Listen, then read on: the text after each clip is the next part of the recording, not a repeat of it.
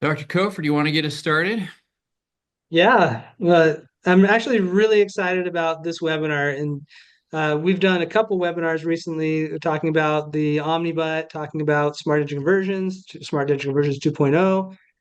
But if I'm being honest, this is the webinar that I've been most excited about, not only because I don't have to give very much of the webinar, thanks to Dr. Breitman, Dr. Jain, and Dr. Bender, but because we've been working on this content for over, over 4 years.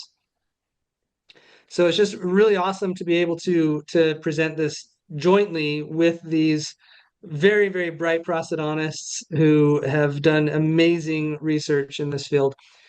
So, Cameron, do you want to lay down the rules for everybody and how this is going to flow?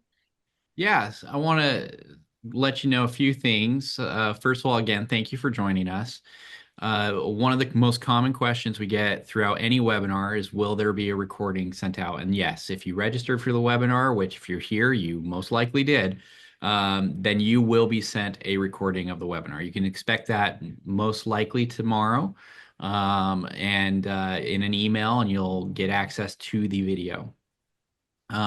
Sometimes, as you may see, the chat can really get going, and we encourage that. I love seeing the people telling us where they're joining us from right now in the chat. Um, but with that said, we ask that you not put questions in the chat, but if you look at the bottom of your screen, there's a little Q&A box. Please click on that and put your questions there. That's where it's going to make it easier for us to find them and answer your questions, because we do have a Q&A section at the end, and we might take questions throughout. So please just put them in as they come up. And for the purposes of CE, we will be sending out a proof of attendance after the event. That will be emailed to you as well, how to gain access to that. So yeah, those are our few housekeeping notes. Perfect. All right, so my name is Dr. Brandon Kofford, and I'm a 2008 graduate from dental school in Cleveland, Ohio. And then I joined the Air Force to pay for school and got my residency in prosthodontics, graduating in 2014. Sorry, in 2011, and then paying back my military service. Left the Air Force, loved the Air Force, but left the Air Force in 2014, and I've been in private practice ever since. And since then, I've really just been looking to facilitate and simplify my clinical workflows and also optimize my clinical outcomes, because I will be the first to admit that I'm not the smartest guy in the room and I'm not the most clinically gifted guy in the room. And that is very true today with Dr. Breitman, Dr. Jain, and Dr. Bender. I consider these, although younger clinicians, they're much smarter than I am, and they're very, very gifted. So I'm very honored and humbled to be with them today. I'm very grateful that they would agree to do this. So the reason why I'm here, though, is because in my efforts to find better ways and improve clinical outcomes and more efficient outcomes, I'm the inventor of smart edge conversions. And smart edge conversions is just a simpler way to convert a prosthesis, a denture, into a fixed prosthesis. And we're not going to spend a whole lot of time talking about the technique of smart edge conversions. There will be some references throughout that. Dr. Bender will give a clinical presentation. But we're really going to be looking at the effect of that pickup technique versus conventional pickup techniques. We're going to be looking at different materials and different combinations of materials and reinforcement materials, all because we've just been trying to answer my clinical questions. So to help me do that, Dr. Bender, he's going to be talking mostly about the effect of the denture substrate itself.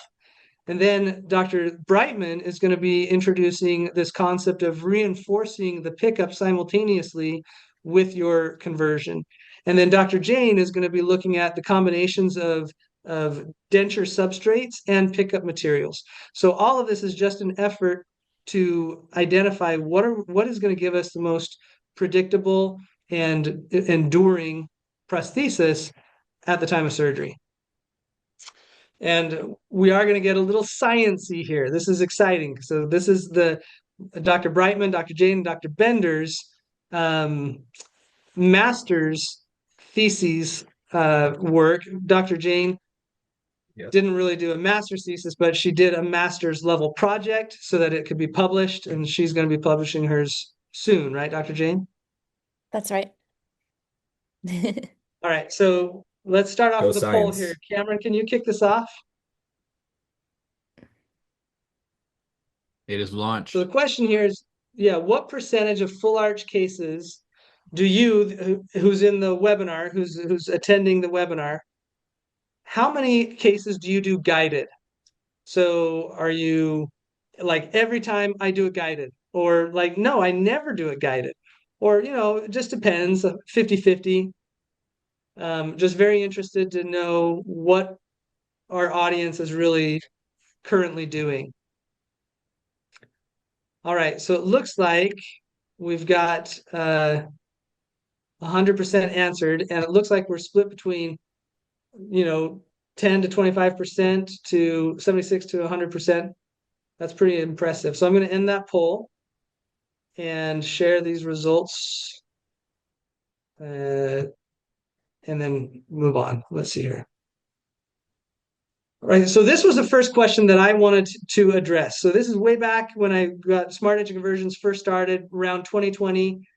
I was trying to get people using Smart Denture Conversions, and there was this prominent guided surgery technique that was doing conventional pickups of cylinders. And I thought, you know what, that'd be a lot better if you use Smart Denture Conversions.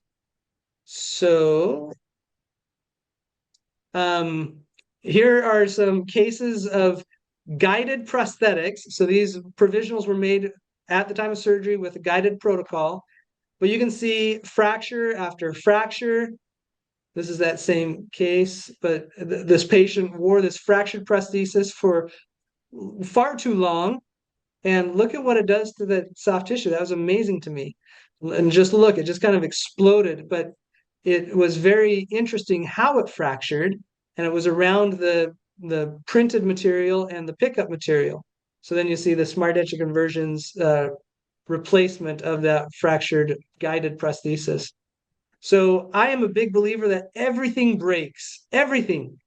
And so what we want to do is we want to have a more predictable sequelae of something that breaks, right? So in this picture here, we have a guided prosthesis where the patient lost 3 implants on the right side, and they had spent so much on the prosthesis to avoid going into a removable prosthesis.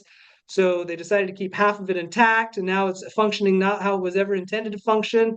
It's a huge cantilever. So then the prosthetic screw breaks, then the abutment screw breaks, and then finally the implant breaks. This is like not good. So here we have these very sophisticated guides, and the prosthetics that are being converted on these guides are costly. But I don't think that this is really all that sophisticated from a patient's perspective. You have these big, huge holes coming through it. And so the idea here was, well, what happens if we just use that same like guided protocol, but use Smart Denture Conversions instead? You get a better outcome, like it looks better, but is there a real structural improvement or a structural advantage to using Smart Denture Conversions? So here you see a case. This was actually early on. I went to this doctor's office, and the laboratory who was evaluating Smart Denture Conversions versus conventional conversions, they asked me to go there, and the doctor did a pickup for the conventional way, and then I jumped in and did a pickup for Smart Denture Conversions. And you can see, obviously, one of those looks a lot better than the other, but the real question is there a structural advantage to you doing Smart Denture Conversions in a guided protocol? So here you see the outcome. Great. So then this is how I set up that first question. If I were to take a printed prosthesis and I have holes going all the way through it and do a conventional pickup using Easy Pickup by Sterngold, and then take an instron and do like a modified 3-point bending test and just take it to fracture, is there going to be a significant difference between that conventional way of doing guided surgery or doing smart denture conversions. So here in slow-mo, another conventional pickup.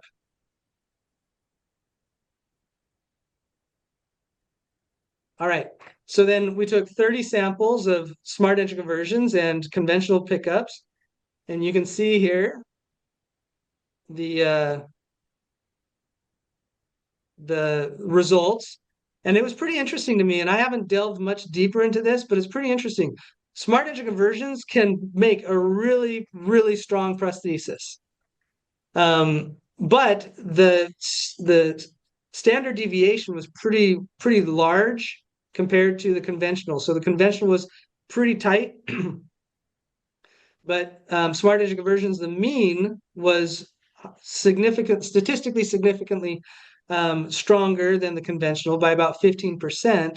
But that standard deviation was pretty interesting to me, why it would be so much larger for smart denture conversions versus conventional. We haven't delved into answering that much, but it was an interesting observation. So this was the first study that I did with a resident up in Marquette University, and we didn't publish it. It was just kind of internal for me.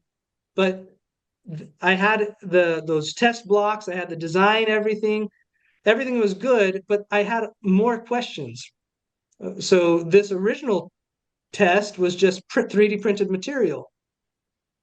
So I thought, well, I wonder if there's a difference between like denture based materials. So I'm going to throw up another quick poll here. For those of you who are in attendance, if you're doing a conversion, what is your preferred conversion or material for denture base that you're doing? And I suspect that those of you who answered you're doing guided, it'll be some kind of printed material. All right, so looks like PMMA is, oh, there we go. So PMMA is the winner there. Some are doing Lucitone, some are doing acrylic with denture teeth and Onyx. Good, awesome. So that leads us to Dr. Bender's research. Hello, everyone. How are you? Nice to meet you. My name is Dr. John Bender. I'm a prosthodontist who also does surgery. So I'm in clinical practice in New Jersey, and I perform full arch implant surgery with the prosthesis. And my technique of choice for conversion day of is smart denture conversion.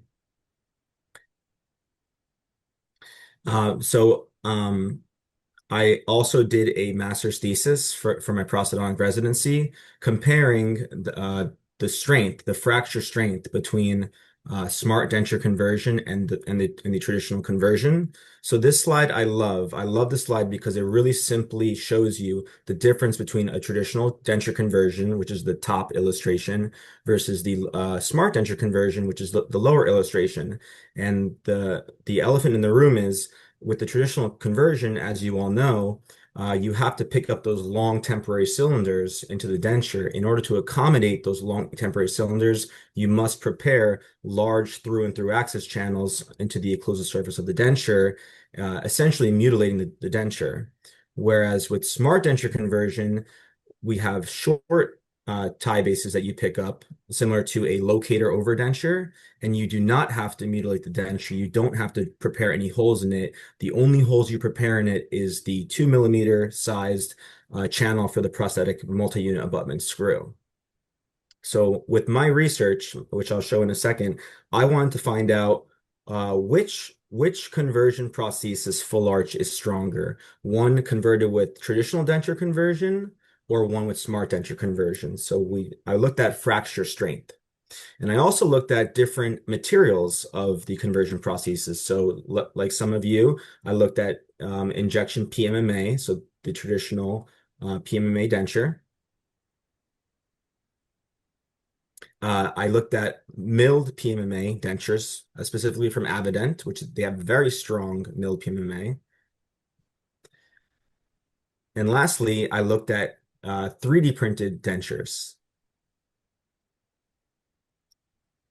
And my aim was, I wanted to test to really see, using my master's thesis with all the right science and a mechanical engineering lab, does smart denture conversion really produce a stronger prosthesis than the old school traditional denture conversion technique? And is there a material that you could choose that would be the strongest in combination with the conversion technique? So here is what some of my samples looked like. Um, this sample was for the traditional conversion. You can see the large access channel prepared into it. So I had 180 specimens total, 60 per material. 90 of the 180 were converted with traditional conversion technique. The other 90 were converted with smart denture conversion technique. And they were all the same shape, size, and pickup material. So here you can see the long temporary cylinder used in the old school traditional conversion technique. Here you can see my samples that did not have any holes prepared into them. This was for the smart denture conversion technique. Very, very similar to picking up an implant over denture coping. And here is the how I fractured these specimens. I went to a mechanical engineering lab using a 3-point bend test. Here's my pickup jig, which has multi-unit abutment analogs. Here in the lower illustration, you can appreciate the smart denture conversion short tie bases. This is why it's more similar to a locator pickup without preparing any holes into the denture and having to find a path of insertion. My pickup material was just general purpose acrylic.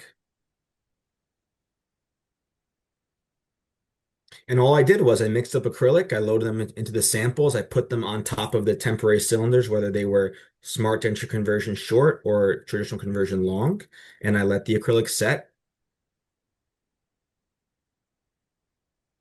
And when I popped them off, the great thing about smart denture conversion is it's just like an overdenture. You put it in, let it set, pop it right off with very low force, 2 pounds of force, very low force.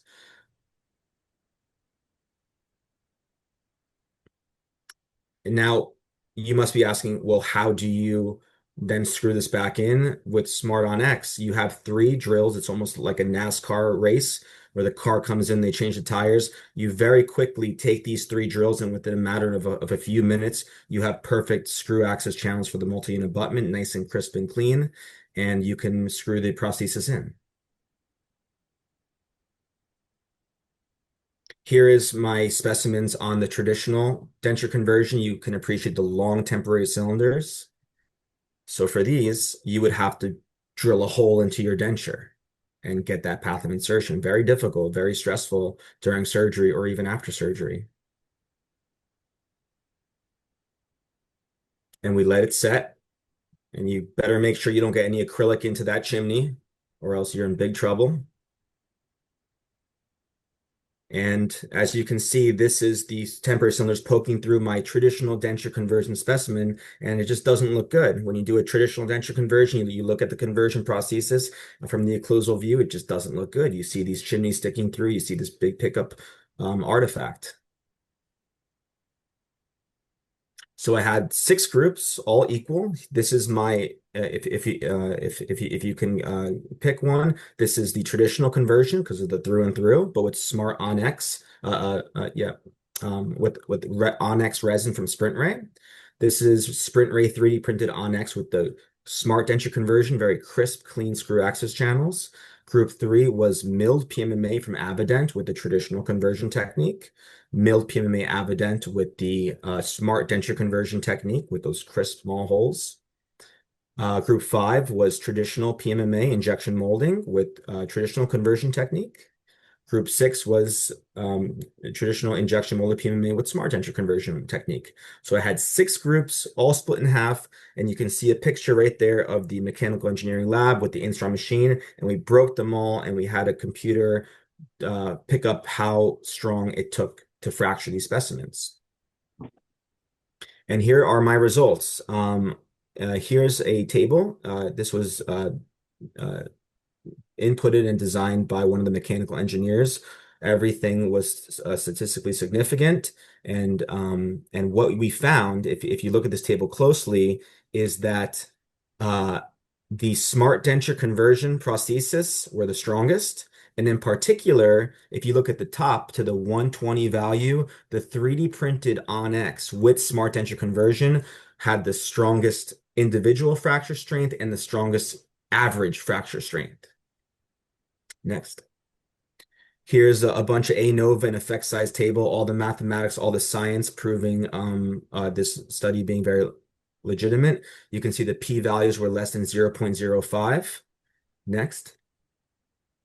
And we looked at many things, material and material influence on the conversion. And you can see the strongest one was the 3D printed Onyx material with smart denture conversion.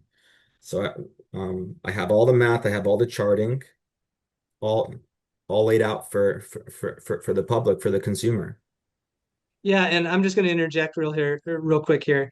So this one actually was very curious to me that the smart denture conversions milled PMMA with general purpose acrylic and smart denture conversions came in just under the conventional pickup. That threw me off. And so I think it was Dr. Breitman. Didn't I have you repeat that group in your study? You did, yeah. Okay, good. So you'll be addressing that. That was weird to me. That was like, I thought, oh, that can't be right. But keep going, John. Right. Here's more comparisons with all this statistical analysis and significance, p-values showing my research. And the bottom line is, if I could summarize this in a few sentences, the weakest sample was the traditional conversion with the injection molding technique. So both the old school techniques, conversion material, that was the weakest. The strongest specimen that absorbed a fracture strength of 120 megapascals was smart denture converted with 3D printed Onyx resin. Here's just some photos of me fracturing the specimens in the lab. And in my discussion, I just highlight again the smart denture. If you average everything up together, any specimen on average with the smart denture conversion technique was stronger than the traditional conversion technique, despite the sample size with the Avident and smart denture conversion versus traditional conversion. And we just attributed that to post-processing. We milled these samples. We didn't finish. We didn't polish out the cracks. So for the next study, we made sure to truly finish all these milled specimens and make sure that all the cracks were polished out for no crack propagation. And we had a number, 31% higher strength of the 3D printed Onyx with smart denture conversion samples. You'll get a 31% strong strength increase if you use smart denture conversion and a 3D printed material. So my conclusion was, and this I'll be publishing in a couple months in the Journal of Prosthodontics. I just got the green light that it'll be in the journal.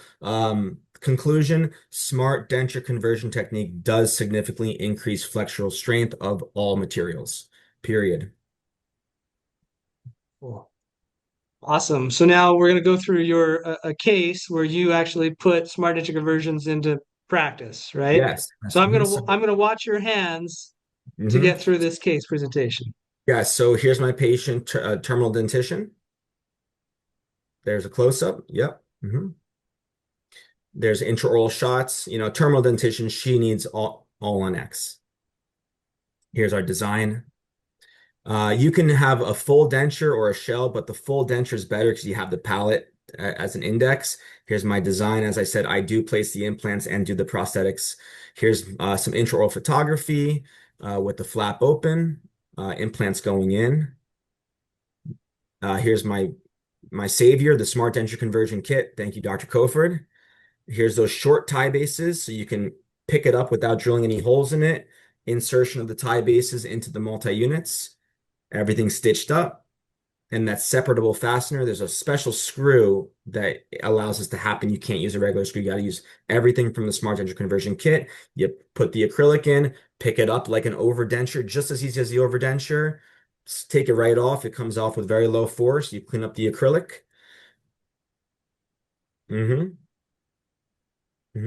and you make those access channels. There's the first pilot drill. You notice here just for a second, the lateral number 10, my multi-unit was wrong.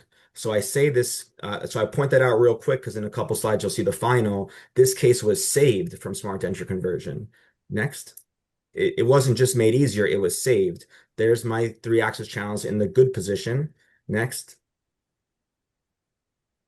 And that's all the mutilation necessary in the front from my misangled multi-unit. So it's a forgiving system too. It's easy and it's a forgiving system.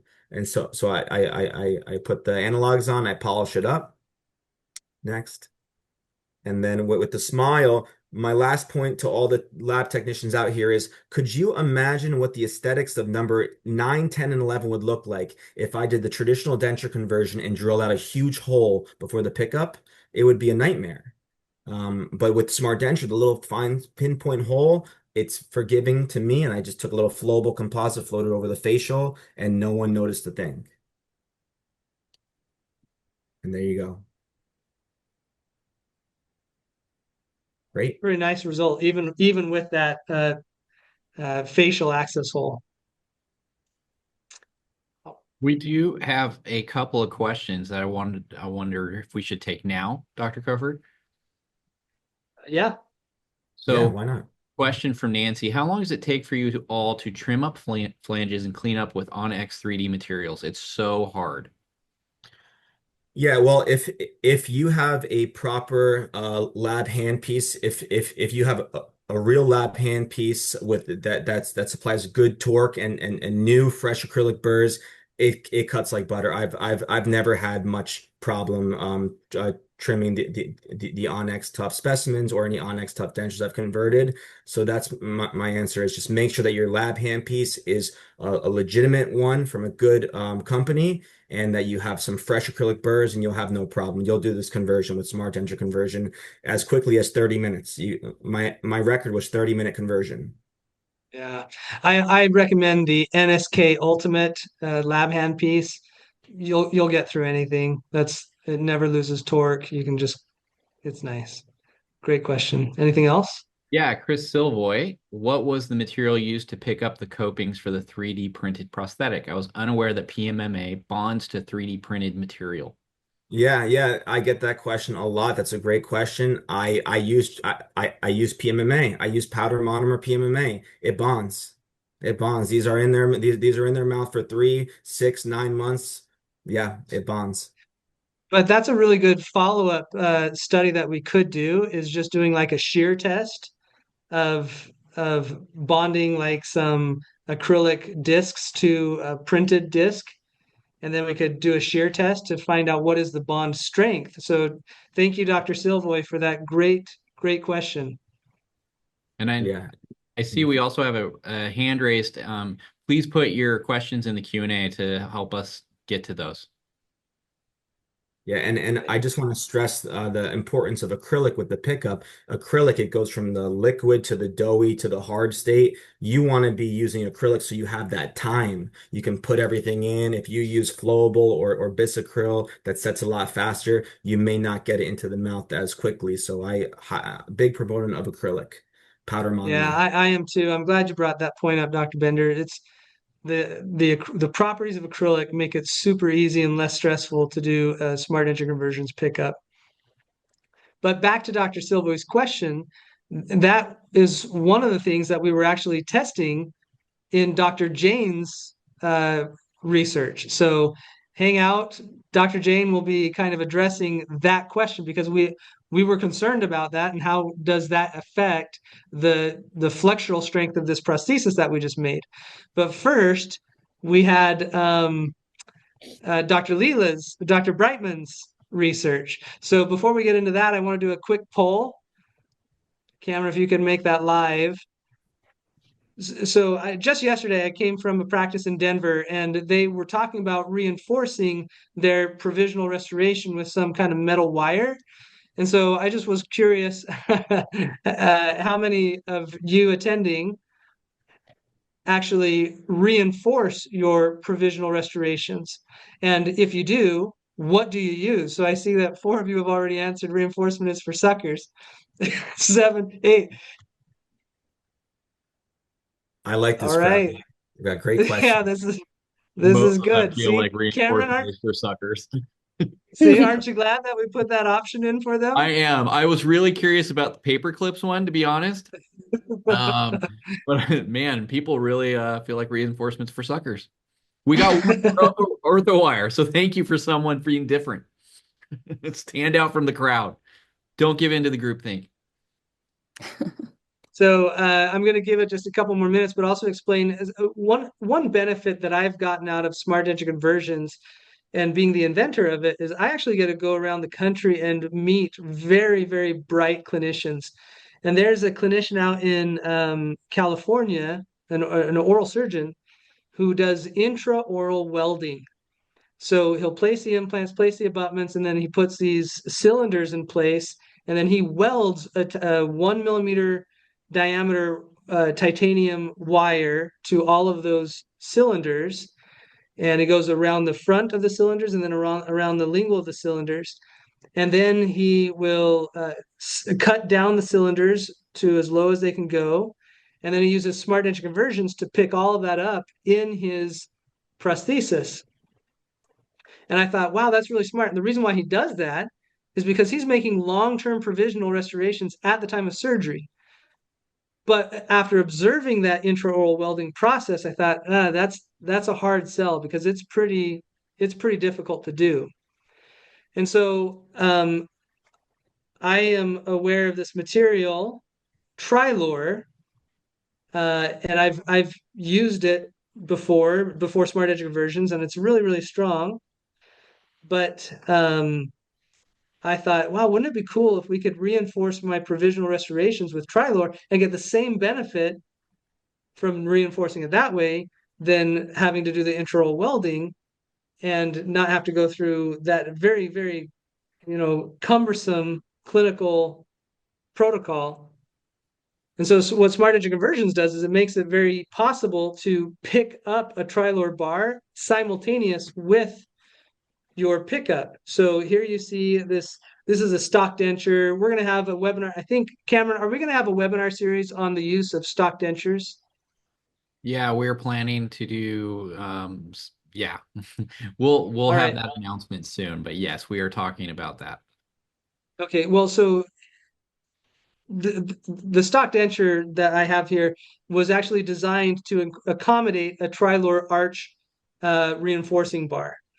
And the whole idea here is if I can make a restoration with this Trilor, which is indicated for definitive restorations, for a framework for a definitive restoration, then maybe I could get the same benefit of intraoral welding, but in a very simple clinical process or clinical procedure. So this is what that looks like. Here I'm just injecting PMMA into a PMMA denture, and this stock denture has milled PMMA teeth. And so I just incorporate that bar before the material sets up. I'm now injecting it onto those tie bases. And then I just overflow or overfill that denture with that pickup material, which is PMMA. And this is carryover from Dr. Bender's research, right? So that's how I incorporate that Trilor bar. So then I met Dr. Breitman as a UNC resident here in North Carolina, and she was like one of the smartest residents to ever go through that program. And that's not coming from me, that's coming from every faculty member that I've talked to in that program. So Dr. Breitman's just very, very talented, but she needed a research project. And I said, Dr. Breitman, I have this question. It's a burning question. And I wanted to see what is the effect on the flexural strength of the prosthesis if I incorporate a Trilor bar. So Dr. Breitman, take it away. I'm just going to watch your hand signals for me to click to the next slide, all right? Sounds good. Good evening, everybody. I'm Dr. Leela Breitman. I'm a prosthodontist in Northeast Philadelphia, and I did meet Dr. Kofford at my residency program in North Carolina. And before that, I was in Boston for dental school and back in Pennsylvania for college. So I had this need for a master's thesis project, and Dr. Kofford had this great idea. And we were able to put together a really interesting study that was published in the JPD, the Journal of Prosthetic Dentistry, in 2025. So I'm going to talk about that research today and give you guys a little bit of background about Trilor and its usages with the smart denture conversion protocol. So go to the next slide. And just some disclosures. Dr. Kofford is the founder of SDC, but no external funding was utilized in this study. It was purely for the science. You can go to the next slide. So as Dr. Bender talked about, we are all familiar with the concept, I hope, of immediate implant provisionalization. It's a protocol to improve patients' function and aesthetics after implant placement for full arch prostheses. And it's really important, like Dr. Bender mentioned and Dr. Kofford mentioned, that these prosthetics remain stable intraorally because there's so many complications that can happen if a prosthetic fractures during the healing process or even after the healing process. So what we're trying to figure out with all of these studies is how we can improve those prosthetics so that they can survive long-term intraorally. Dr. Bender mentioned that the traditional process of creating these large coping capture holes in prosthetics via conventional conversion, it really mutilates dentures, and it can potentially also weaken a denture to have these large holes incorporated. And that's why smart denture conversions may improve the outcomes of these prostheses because it eliminates these large coping capture holes and really preserves the integrity of the implant temporary prosthetics. Okay, so back to what Dr. Kofford was talking about with Trilor. These prosthetics need some sort of reinforcing property because we're limited by acrylic having a maximum strength. And so one way to try to reinforce these might be with a resin fiber reinforced composite. So these materials have high aspect ratio fillers. They demonstrate high strength and ductility, and they can potentially improve the stress-bearing capacity based on existing research for interim implant prosthetics and hopefully reduce prosthetic complications. That's the goal.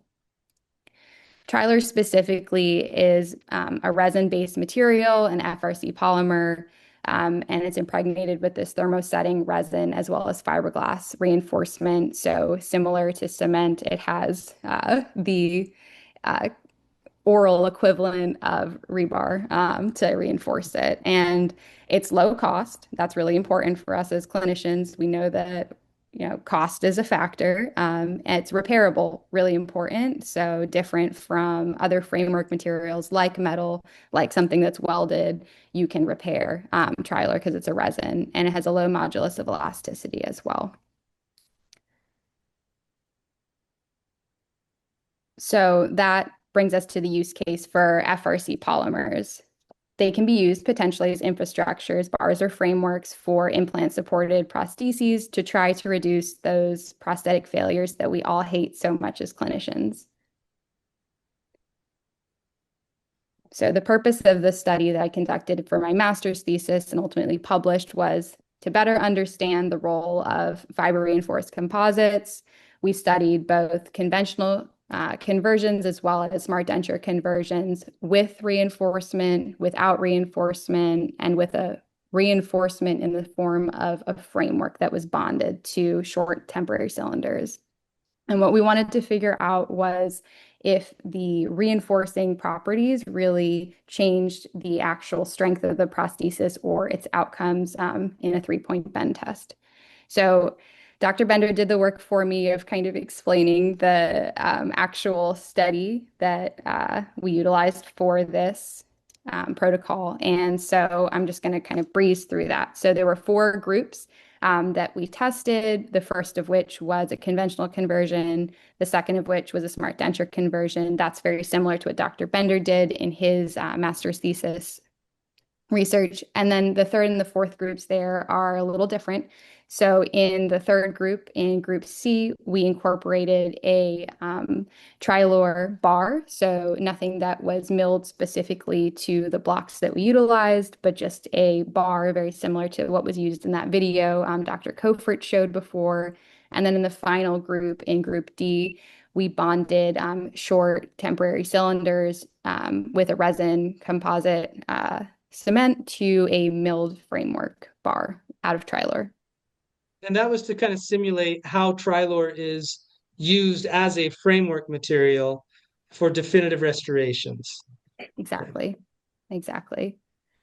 We performed a modified 3-point bend test at a different engineering lab, and really cool to work with different departments in the North Carolina system. They have so much cool technology in the engineering departments. I highly recommend anybody watching this seminar right now, go visit your university or associated academic centers, engineering departments. I think dentistry has a lot to learn from, collaborating more with those departments. And they're really eager to have people from the outside as well, as I learned. It was cool. Okay, so we looked at the flexural strength of these prosthetics. And if you play that video, Dr. Kofford, we just have a little demonstration there of what we were looking for. We wanted to break these blocks and see which ones broke sooner and how they broke. Okay, so we found that the SDC Trilor framework, that was the final group, the one most similar to a definitive prosthesis, had a statistically higher flexural strength when compared to all other groups. And that flexural strength was 144.7 megapascals. And when compared with the conventional conversion group, the SDC and SDC Trilor bar, that was group C, did not have a statistically significant impact on flexural strength. Though there was some difference, it was not statistically significant. And that relates to Dr. Kofford's question earlier. We tried to figure out in this process what was responsible for the lack of a statistically significant difference between those groups. Something that we found through looking at the flexural strength and doing these modified 3-point bend tests was that the mode of failure was different between these 4 groups. And that was a really interesting finding. So in the first 2 groups that did not have any sort of reinforcement, whether conventional conversion or smart denture conversion, there was a through and through fracture for those prostheses. When reinforced with a Trilor bar or when reinforced with a Trilor framework, there was not this through and through fracture. So we saw some interesting things as well with screw loosening, probably not relevant for this seminar, but read the paper if you want to know more. And so based on this study, we found that both the conventional conversion and SDC conversion protocols demonstrate an acceptable flexural strength, and other factors should be considered, such as clinical convenience, preservation of the occlusal table, and aesthetic outcomes.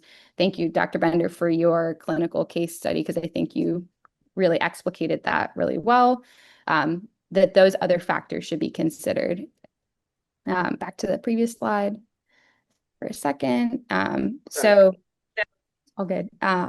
The data also suggests that reinforcement with a bonded FRC framework does improve the flexural strength of a conversion prosthesis and may aid in reducing the prosthetic complications in the oral environment. Okay, so just a little bit more into that mode of failure, because I think that was really the most interesting outcome from this study.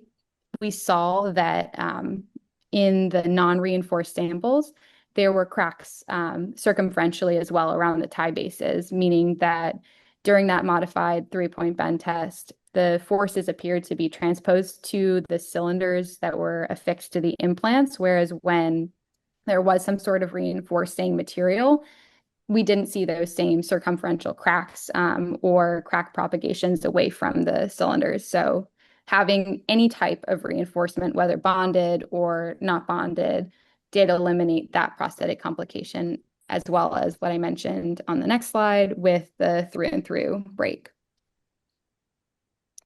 Okay, so in summary, for mode of failure, I think most important outcome of this study. A complete fracture of an interim prosthesis is a major complication, as we all know, and it's certainly preferable to a superficial crack, which is what we saw with those reinforced samples, when that superficial crack does not have complete separation. So these data suggest that the utilization of internal reinforcement, such as a fiber-reinforced composite, either in the form of a bar or framework, may successfully prevent the catastrophic prosthetic failure we often see that through and through break in an interim fixed prosthesis.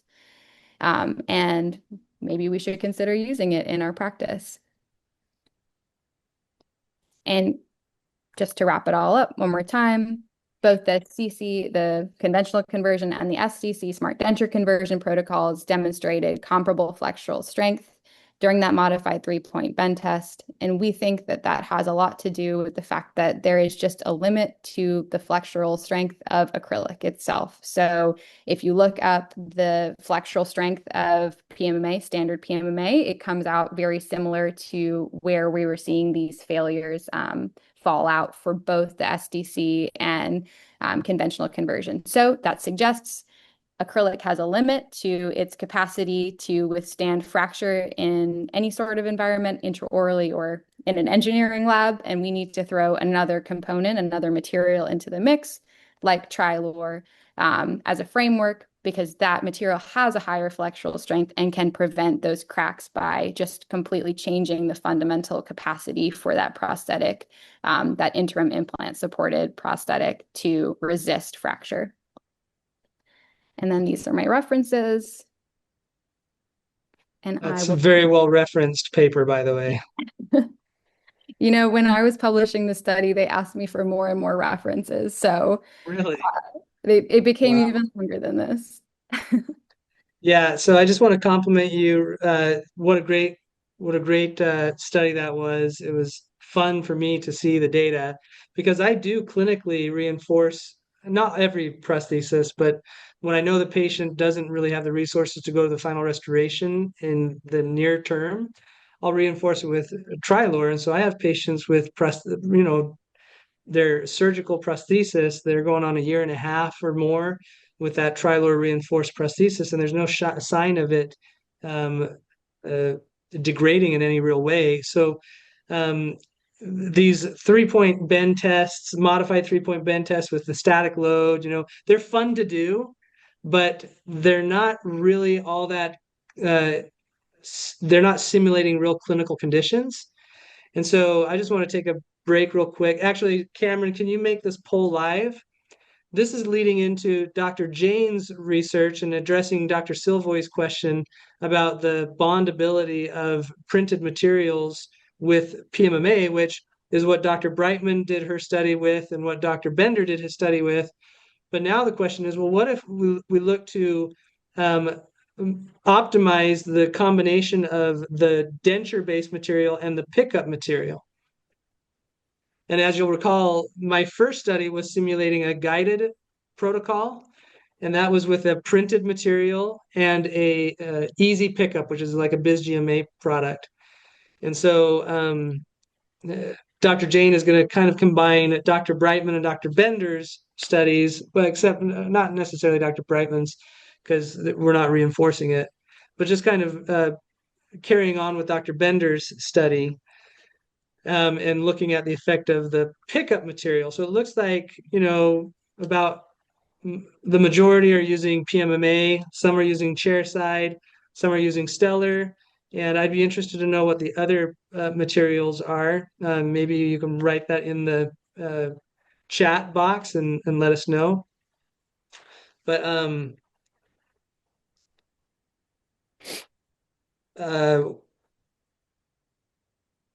let's see here.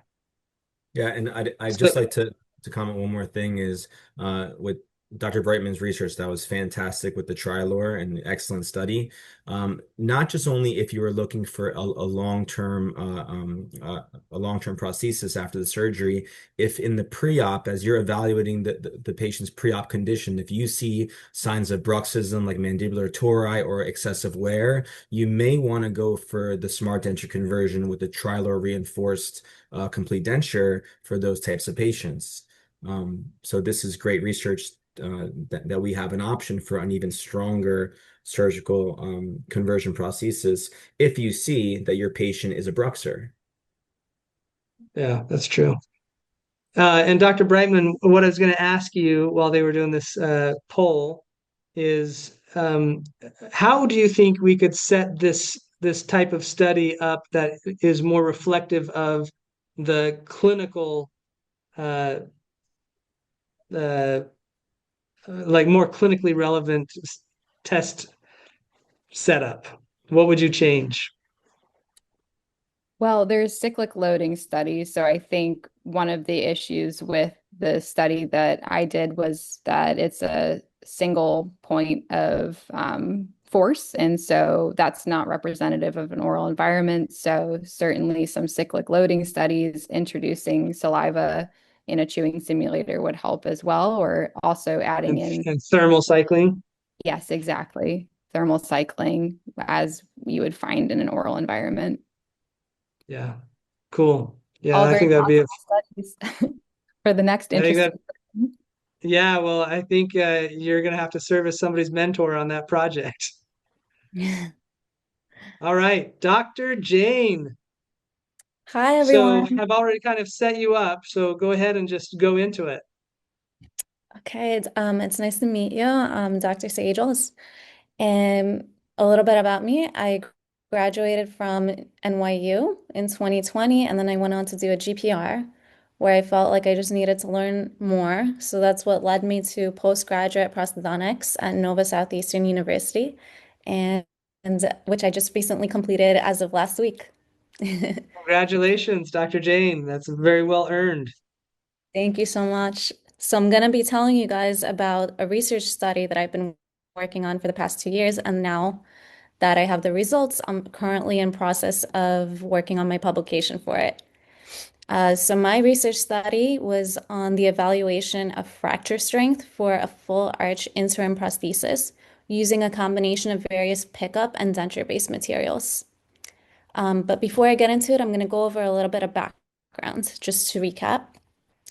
So commonly if you have a full arch case, you're going to have to go through a provisional phase. And in order to get your fixed full arch provisional, there's pretty much four common techniques. We have the traditional conversion, then we have the smart denture conversion, and then we have these other two groups, which are the direct to multi-unit abutments or the cemented tie bases. So with the direct to multi-unit abutments and the cemented tie bases, this generally does require a digital workflow for fabrication. And depending on the circumstances, this may or may not always be possible. It could be difficult to achieve in a clinical situation where maybe you feel that you might need a teeth setup or some sort of design that's been tried and confirmed, or access to digital workflow. With the smart denture conversion, the traditional conversion, you can do it on an analog workflow where you have the denture already made for the patient. With the smart denture conversion, it can go either way, analog, or if you have a prosthesis that you created and milled or printed digitally, you can use that as well with smart denture conversion. So the significance of my projects. So there's this great article by Dr. Carl Drago in which he looks at 191 different loaded conversion prosthesis that was placed in a private practice setting from 2011 to 2013. And he went to see what were all the different types of complications that happen to these conversion prostheses. So out of these 191 prostheses, 34 of them required repair. Some of them were for a denture tooth fracture, some of them were for denture base fracture, or some of them were for both, but the vast majority of prosthetic complications at around 76% was due to denture base fracture, which makes sense because anyone who's doing full arch prosthesis, I'm sure you've come across this. So since the 1930s, the go-to material for the denture base has always been PMMA, and for good reason. Look at this long list of ideal properties of PMMA. It has a relatively natural appearance, a reasonable strength, easy to repair, good shelf life, et cetera, et cetera. But still, even though we've been using this material for decades, we've also seen a lot of fractured interim prosthesis. So that kind of leads us into recent years. Since the traditional conversion and the time of using PMMA all the time for your interim prosthesis, we come to the year of 2020, where Dr. Kofford introduced this novel, groundbreaking approach to converting a removable prosthesis to a fixed prosthesis called the smart denture conversion. And I'm not just saying that because he's on here, but it really was like a game changer. And then in 2023, Bender et al. Reported that denture-based fracture was related in large part to the method of the conversion when you're comparing a traditional conversion to a smart denture conversion. And that really has a lot to do with that access channel size, because in traditional conversion, you have those large through and through holes, but with the smart denture conversion, you have a much smaller access channel. In 2005, Dr. Breitman contributed with her research project showing the significance of how Trilor could reduce fractures in an interim prosthesis. And then in general, in recent years, we've just seen this immense expansion in dentistry with different types of pickup materials, denture-based materials, different types of abutment connections. For example, the smart denture conversion with the separable fastener, a direct to multi-unit titanium base. So with this large expansion in such a short time, there's been a lack of literature comparing these various prosthesis materials and implant attachment pickup materials and different types of abutment connections. So in my research study, I wanted to seek out what was the best material of choice that's going to yield the highest fracture strength for an interim full arch prosthesis. So, like I said, the purpose of my study was to determine what material, with or without a connection to a titanium base or combination of materials, is going to provide the strongest prosthesis. And that would just help clinicians understand, what should you choose when you're there in the chair with your patient. Okay. So I chose to do 8 different sample groups, and let's go over the sample groups. So I just have to stop you real quick. I see that picture there next to methodology, and my heart just my stomach just pitted thinking about all the hours that you and I worked on those samples together. So I'm having like some 5 long PTSD days. right now. We, like Dr. Kofford said, we worked for 5 days to make these 8 sample groups of 30 samples each. So group 7 and 8, those included the direct to multi-unit abutment groups and then the cemented titanium groups. Like I said, those include a digital workflow, and then I chose to do them with SprintRite 1X because that's a popular resin that many clinicians use in their digital workflows. And then groups 1 through 6 are conversion prosthesis. Now, since we already know that the smart denture conversion is superior to a traditional conversion, all these 6 groups were done via the smart denture conversion. So let's look at groups 1 to 3. The denture base material was the classic milled PMMA. And then the 3 different pickup materials that I wanted to test was Unifast Trad, which is also a polymethyl methacrylate resin, Stellar, which is like an acrylate or methyl methacrylate resin as well, and then Zest. Now, Zest is a BIS-GMA.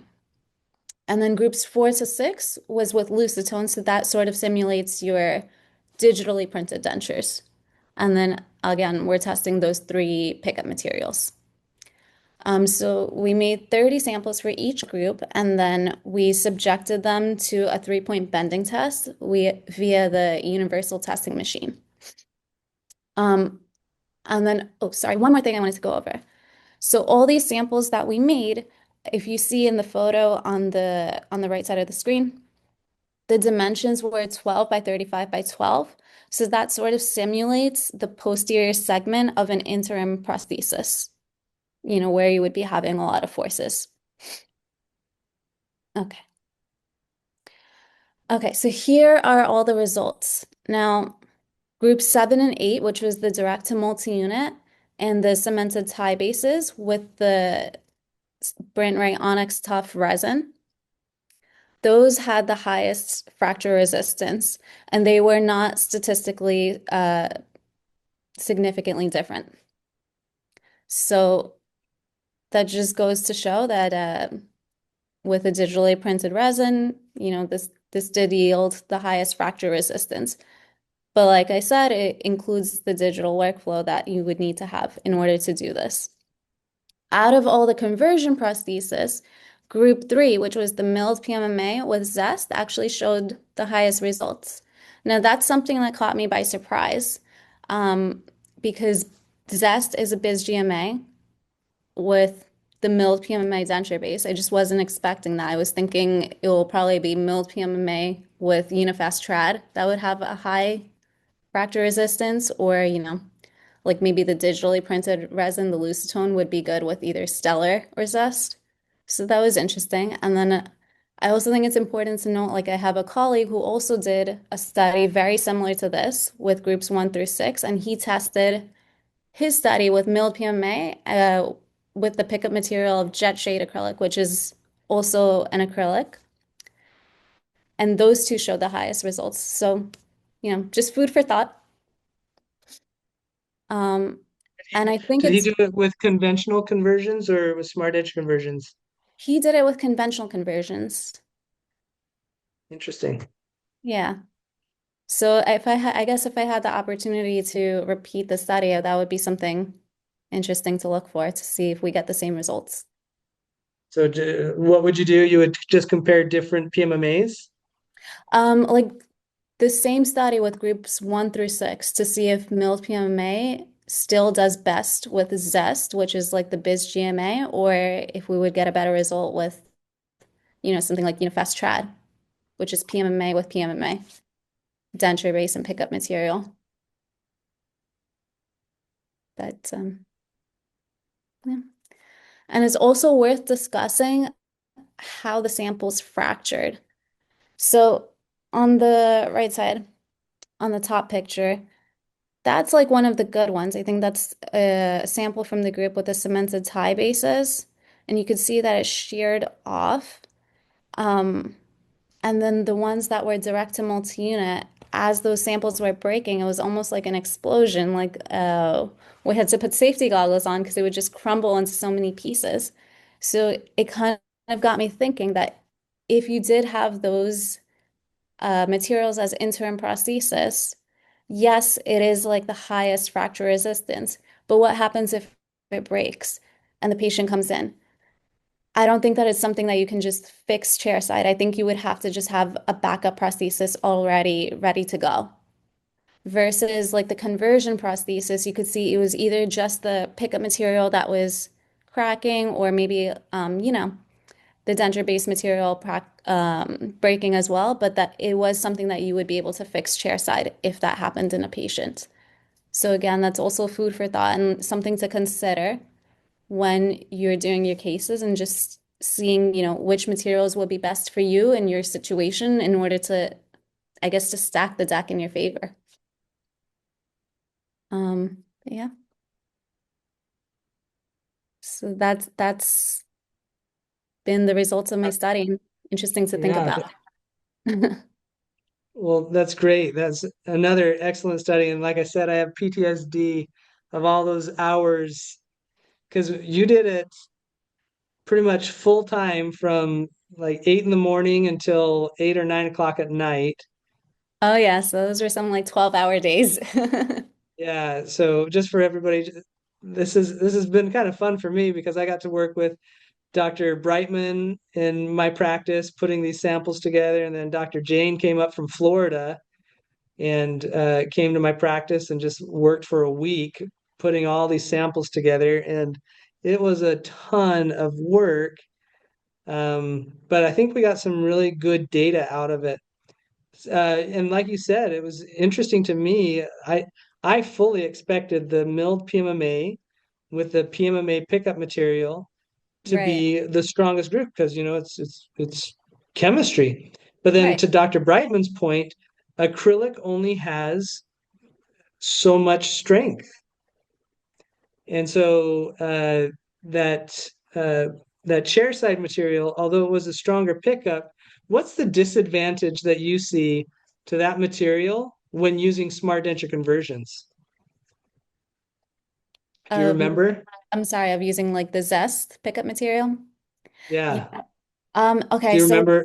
one thing that I remember was that when I was trying to use that pickup material to do the smart denture conversion on all those samples, it was really, really difficult to actually in take the material It's out of the syringe to, it's a very viscous material, isn't it? yeah, yeah. It actually was taking long, and like I was thinking, if I was in the chair with a patient, what if it's gonna set before I get it to the patient's mouth? And we were just filling in these small blocks, right? Right. But how practical is it to syringe a whole syringe of that material into a denture to do a pickup with smart denture conversions? It was really Maybe difficult. not, maybe not so practical, right? No. And so Yeah, it's not, I think like it's even with not, the results of the study, like using the PMMA pickup material, as Dr. Bender was saying before, it is it's just more practical. yeah. But then the other disadvantage, and I don't know if you remember this, but do you recall drilling through the creating your screw channels through the pickup materials?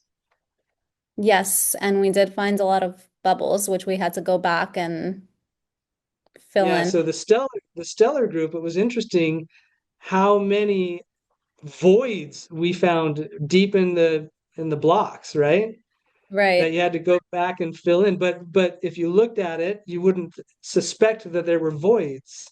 You only right, found those voids when you did your drill out. right. With the chair side, drilling through that glass-filled material, it is very, very uh, difficult to drill through that with a smart denture conversions technique, right? Do you remember that? Yeah, Yeah. definitely. So it was really interesting to see where the voids occurred in the different materials, and the headache of having to go back and fill the voids was a nuisance. And so that's one of the advantages that we find with the PMMA is there's typically fewer voids that you have to go back and fill. Now, in your groups of PMMA, there were voids, but where were those voids? Do you remember?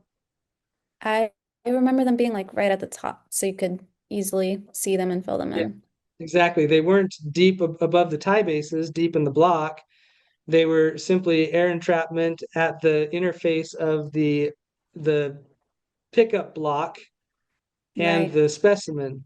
So it was just a superficial void that we had to come back and fill in. But it was the opposite for the stellar group, where that material is so low viscosity that superficially you look at it and it's like, oh, there's no voids here. That's great. But then as you were doing your drill out, you'd pop into a hole and you'd be, oh my gosh. So it was really interesting just to see the differences in the materials from like a user and a usability standpoint, not just their physical properties. So thank you for your research. That was awesome. Well, I am Anytime. very excited that we have finished this, like the content of this webinar in just over an hour. Cameron, are you like cheering out there? I'm floored. Anyone who attended SDC 2.0 knows that that is remarkable. So we covered a lot of ground tonight. We do have a few questions that we want to get to. If you have questions, please put them in the Q&A. We have a couple comments in the chat as well. Please get those to the Q&A if you want us to answer those. Couple things is I would love to ask the doctors tonight to think about this for a minute. But if there's key takeaways that you have from each other's research that you wouldn't mind sharing. I'd love for you to possibly share that. And if you don't have anything off the top of your head, that's okay. I'm springing this on them right now. I did not prepare them for that, so that's on me. And as you think about that, I did want to share that we are hosting this webinar with our friends over at Practical Prosthodontics Education. As you can kind of tell from the photos there, they have a favorite trainer, and that's Dr. Brandon Kofford. And he trains on all these things that we've been talking about tonight. And we have a couple courses at Practical Prosthodontics coming up that we want to invite you to attend. Please go to the website, check those out, and you get to spend time with Dr. Kofford. So yeah, we would love to see you there. Beyond that, we will be sending out after this webinar, just quick reminders. There will be a recording that is sent out, and we'll be sending out a CE certificate. And so please be on the lookout for that. So with all that said, did we want to, yes, we had to get in another Breaking Bad meme. So before we say it's completely over, let's have a little bit of Q&A. Before I ask, or before I jump into the Q&A, Dr. Breitman, Dr. Jain, Dr. Bender, are there any key takeaways that you kind of take away from each other's research that you did your own, but obviously something that maybe you thought of as you saw your colleagues' research?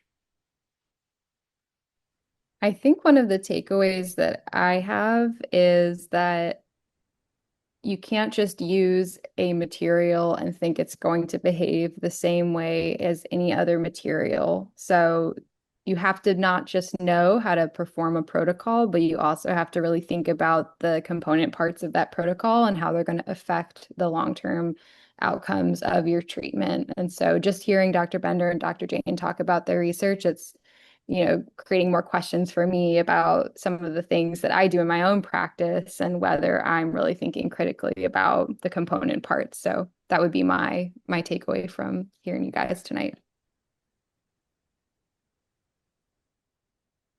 Yeah, and my takeaway is it was just so wonderful to see other clinicians testing out smart denture conversion and using smart denture conversion and seeing all the specimens and the dentures and the clinical cases. And I just want to echo to the audience to give smart denture conversions a try. As Dr. Jain said, it's a major game changer. It's made my life a lot easier, and I just want to pass the message along to give it a try. It's really going to help you out in your everyday life. I definitely agree with everything that Dr. Breitman and Dr. Bender just said, and it was really interesting to see both of their researches. And also, I guess something that I would be interested now is to work with the Trilor, which is something that I haven't worked with before after seeing Dr. Breitman's research. Yeah. So I have a question for the three of you. You put a lot of effort into your studies. Do you feel like it's all over now? Like now all of the questions have been answered and there's no further development? Or like where would you go, or how would you build on the work, the foundations that you guys have already laid down? And then are you willing to now help mentor other residents who are looking for a pretty fun and awesome project? So let's go first with how would you build on this foundation that you have built or laid down? Yeah, I think in with clinical cases, as I was mentioning before, if I see a Bruxer patient, I'm going to get that pre-made smart arch denture with the Trilor, and I want to try that clinically and follow the research there. And then to answer the question, if I would like to mentor, I would certainly like to mentor a future project. I feel very gracious to be involved with this and to experience the positive effects of this of the smart denture conversion. And John, that's not just lip service, because you Yeah. were instrumental in getting Dr. Jain involved in the research. And there's another resident at Nova Southeastern who at least I haven't heard much from him recently, but Dr. Damaris, he yeah. had been You will he had been soon. interested. What? I said you will soon. Yeah. Okay. And So actually, to the audience tomorrow I have an all-on-6 surgery with conversion. In the back of my mind is the surgery. The conversion, I really am not sweating it at all. If it was a traditional conversion, pick up 6 implants, after a couple hours of surgery, I'd, be a little bit worried.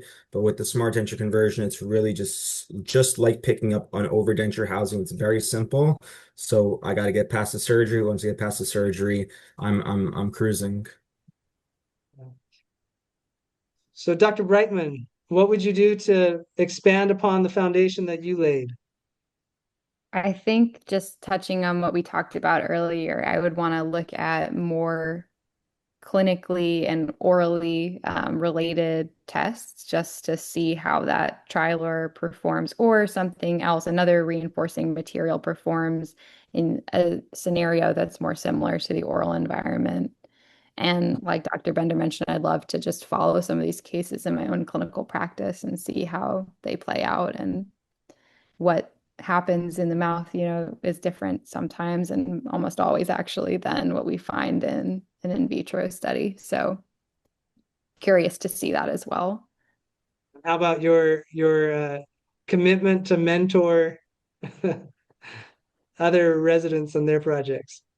Definitely. I'm teaching at Temple's Dental School right now, part-time, and should any, you know, residents from the Philadelphia area be interested or elsewhere, I'm happy to go through the process with them of working on this research. It was a lot of fun for me. And like I said, I enjoyed interfacing with the engineering departments at UNC and hopefully elsewhere as well. Yeah. I really do want to repeat at least, if not all of these studies, but a combination of these studies with a fatigue testing protocol instead of just that static load. Because, we're breaking these blocks. Are they at clinically relevant forces? No, way above. Right. Way above clinically relevant forces, right? So as we've gone through this webinar, everybody's looking at it like, oh man, that one didn't perform as well as that one didn't perform. Well, yeah, it performed way above clinically relevant levels, but yet in the clinic we see failures, but they're not at those same forces. Well, why is that? And that's the difference between static load testing and fatigue testing.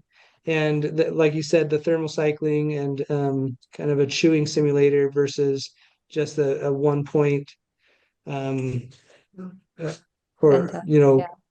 yeah, just putting the forces all in one location. So all of these studies are just the preliminary studies that now springboard into dynamic testing and then ultimately clinical testing, which will be fun to do. Uh, and then Dr. Jain, Hello. can you get your underclassman friend to reach out and tell me where he's at with Yes, I'm working on it. I send reminders. why don't you just summarize or explain what he will be testing? So he actually has a really interesting project, and it was sort of clinically relevant to a case that I was working on. So I'll tell you about my clinical case. I had a patient come in. He has like the huge masseter muscles, always was breaking his interim prosthesis. And on the upper left side of that maxillary interim prosthesis, there was a cantilever. And the first part of the prosthesis that always broke was that cantilever portion. So what my co-resident is going to be doing a research study on is the cantilever portion, if smart denture conversion will help to make a stronger interim prosthesis, even in the cantilever portion. Yeah, so I mean, the test that all three of you had in common was the test was in between the supports. Right. So Oh, what and one more thing happens? sorry. So One more thing to note on that clinical case that I had with the patient who was always breaking his interim prosthesis, especially in the cantilever portion, that interim prosthesis was not done with smart denture conversion. It has those long temporary cylinders in it. So, Yeah. So then the question is, okay, well, what if we repeat Dr. Bender and Dr. Jain's study and we just move from testing in between the supports to testing a cantilevered length? So that's additional research that we're excited to be conducting. This is so fun for me because clinically it helps me make decisions that help uh, get a little more life out of the provisional restoration so that the patient can generate the funds necessary to go to the final restoration without having to wait to get out of pain or to resolve their source of infection, which is their teeth. And, it's just, I think it's very, very clinically beneficial. Cameron, do we have any more questions in the question? We do. We do. So, one of the questions we have is how often do you put a patient in a night guard during the healing stage?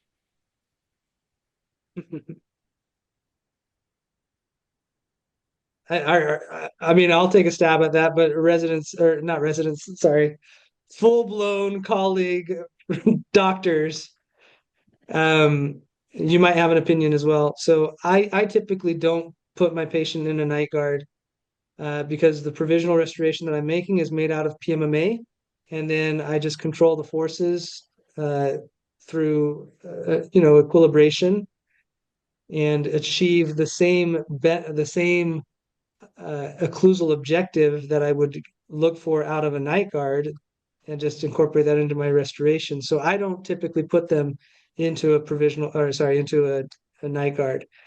Dr. Breitman, Jain, Bender, do you have any commentary on that? I mean, ideally, I feel like you should, but have I done it? No. I feel like it's more important to advise the patient that they're in a provisional, and I really try to stress to the patient, like with their diet, to start out eating soft foods. Foods, that means foods you can cut with the plastic utensils. And then, depending on the patient, they can work their way up from there. So that's Dr. my Breitman, do you have an opinion?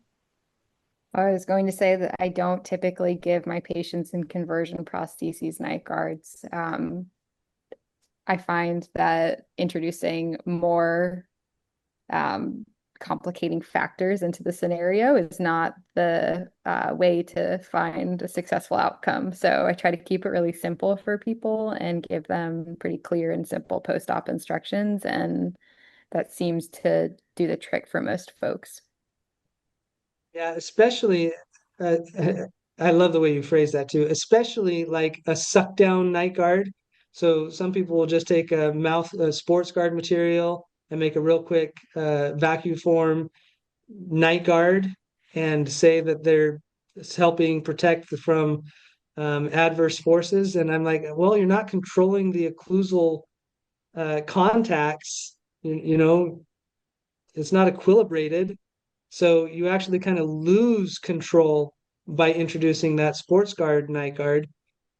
So if you're going to make a night guard, then I suggest you make one that is equilibrated and gives you like center contacts all the way across the arch, and then just a flat occlusal plane so that you can, with Christensen's phenomenon, you just when you move your jaw forward into protrusion, you separate in the posterior. When you go side to side in canine excursion, you disclude in the posterior as well. But if you're doing that, just incorporate that into the design of your prosthesis, and I don't think it's any different. But I don't have the data. Dr. Bender, do you have an opinion? Yeah, I haven't done it. I mean it's not a terrible idea, but I would just not want it to be a tight fitting one where they're having to yank it out of their teeth in the morning or at night. I want it very passive. Yeah, that's a very good point as well. All right, Cameron, what else? Our friend Dr. Nick Egbert asked, Oh boy. he came in a little late, and he asked if we compared smart denture with printed resin direct to MUA. Yeah. Okay, so well, Yeah, so I I don't know if we want to Nick. rehash any of that, but Yeah, so Dr. Egbert, that was Dr. Jain's kind of, we wanted to use that as a baseline, right? So if you don't introduce any tie bases at all, and you are just looking purely at the material, which would be a printed material right directly to the MUAs, that was her baseline. And then we were looking at, okay, well, what if we cement a tie base? So it's a very controlled, you maximize the amount of native material, but you're getting that metal to metal contact with your abutment and your tie base and your metal screw seat. Like, okay, then what if we compare smart denture conversions and a pickup material and a denture based material? So that was the gist of her research and kind of the rationale for why we included the direct to MUA and the cemented tie base. If I'm being honest, I fully expected to see that the strongest combination was going to be a cemented tie base in that printed material, right, Dr. Jain? Didn't I tell you that? You did. But I was wrong. In these Kind of. conditions, in the static load test conditions, the strongest material slash pickup technique was which one, Dr. Jain? The direct to MUA. However, it's important to note that the direct to MUA group and the cemented tie bases group were not statistically significantly different. Right. So Now, I throw in that caveat, Dr. Egbert, that under these conditions of these testing conditions, that was the finding. But these aren't really clinically relevant testing conditions, as Dr. Breitman and I have kind of gone back and forth talking about. So, Dr. Breitman, you brought up a little bit of the screw loosening. Do you want to just throw that out there and kind of share what you observed in these conditions, the static load testing conditions? And I don't have an explanation for why she observed this. So I'm not bringing this up because I have any explanation for it, but I think it's interesting data. So in my study, we saw that there was more screw loosening in the SDC samples than in the conventional conversion samples, and that it changed with the reinforcing. There was less, but it was an interesting finding because it wasn't what we expected, and we didn't have a good explanation for it. And on one hand, you can think about screw loosening as a bad thing, but on the other hand, you could also think about it as transposing again the forces away from something that can break. So the prosthetic screw is something that breaks. We've all dealt with that. It's a really bad day when you have a prosthetic screw that breaks at a unfavorable position along the screw channel. So that was what I found in the study that I completed, but don't exactly know why it happened or what it would mean clinically. Yeah. So, and it's under the static load testing, and I don't have a good explanation for why that would be something that we observed. But I would expect to see screw loosening under fatigue testing conditions, right? So now we're going to use forces that are more in the realm of clinically relevant forces, and then just take it in a dynamic load testing. And so if I took Dr. Jain's research again and did that direct to multi-unit abutment 3D printed material where the screw seat is also in plastic under fatigue testing conditions, I would definitely expect to see more complications with that group than I would with the cemented tie base group.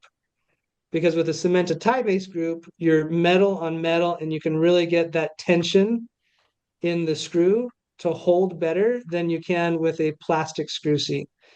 So, that's why I really look forward to doing some additional tests, but under more clinically relevant conditions like a fatigue test or like Dr. Breitman suggested, some clinical tests as well as some chewing simulator tests. So We got another question. Someone who watched our recent SDC 2.0 webinar, and they were asking about PMMA being the pickup material of choice, specifically because of the pre-coated parts. If you could talk a little bit about that, Dr. Kofford. Yeah, that's a great question, and that's another reason why this research is so relevant. Um, Dr. Jain's research was testing different pickup materials, and unfortunately, for our pre-coated parts, they are pre-coated with polycarbonate. Chairside and Stellar and Easy Pickup and Voco don't bond to polycarbonate, but PMMA does. So now having that combination of, the polycarbonate pre-coated tie base and the pickup material, it's very clinically significant. So I do not recommend doing a pickup of our pre-coated parts with anything other than PMMA because of chemistry. All right, we have another one about, as most clinicians know, nothing goes to plan 100% of the time. When that happens, what all-on-4 process do you fall back on?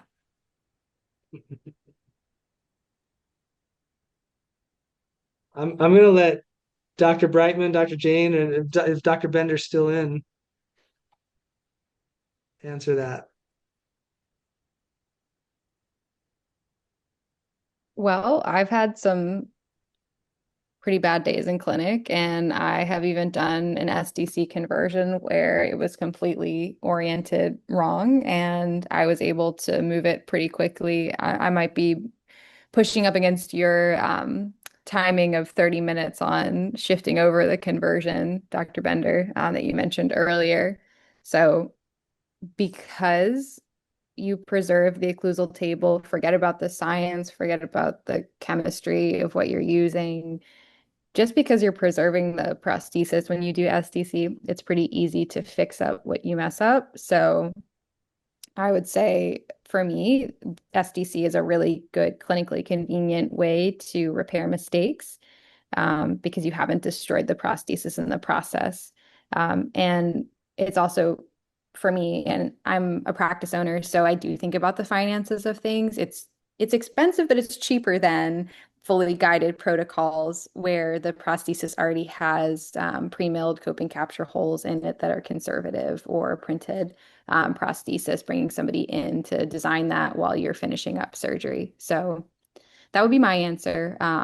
But I'm also a newer clinician, so maybe Dr. Bender, if he's still here, can speak on what he utilizes. I think Dr. Bender may have been hard up on the time Oh, and okay. and had to step out. But So Dr. Jain, do you have an opinion there? Yes. I would say when things don't go to plan 100% of the time, I think like you kind of always end up falling back on your hand skills, and like nothing will ever replace that. And that's kind of one of the benefits of working with PMMA is like you can build up, you can repair, you can do whatever you need to do and shape whatever you need to shape. So I guess, yeah, if it doesn't go according to plan, you're gonna fall back on your hand skills and build and create with Yeah, and I think that's probably what I've concluded as well. I just fall back on a monolithic PMMA denture, PMMA pickup, and smart denture conversions. Just today, a patient was in the practice for his final records to go to the definitive restoration. And when we removed the maxillary prosthesis, his left distal implant had failed. And so, just like Dr. Breitman said, it's not that big of a deal. We just pop out the old tie base. I placed a new implant just distal to it. I used my omnibutt, which was awesome. So just directed the abutment into the contours of the prosthesis, picked up smart denture conversions, like 10 minutes, we're done.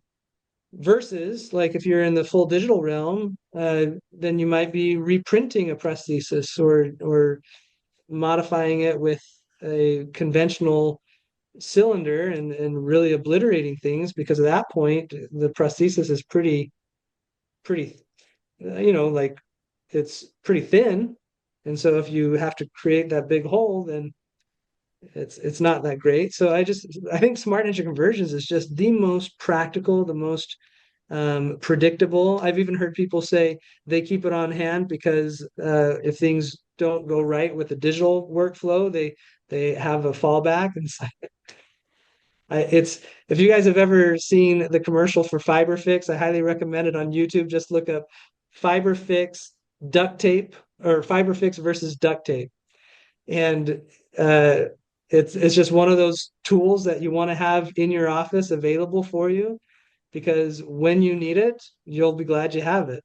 I saw Dr. Silvoy raised his hand. Does he have a comment? Yeah, I think he, I'm not seeing the hand raised anymore, so I'm not sure. Um, he had a question earlier, but I believe the question applied to Dr. Bender, so um, I wasn't sure how we could answer it without him here. So Okay. um, we did have a question if about the rapid arches. Asking if you, Dr. Kofford, could, maybe tie that in and help us understand how it ties into maybe some of this research tonight. Yeah, so that was the gist of Dr. Brightman's research, actually. So I told Dr. Brightman when she was looking for a research project, I told her that, I really want to find a way to make this procedure, this treatment more available to more people. And so we have to find a way to make the price point better for them. And so I designed these stock dentures so that they could accommodate that Trilor arch bar. And so uh, it's very conducive to have that. A stock denture is very conducive to that workflow because you can have that space requirement built into the denture. You can have the Trilor arch bars already fitted to that denture, so that it truly is just a matter of make sure your bone reduction is sufficient based off of the stock denture.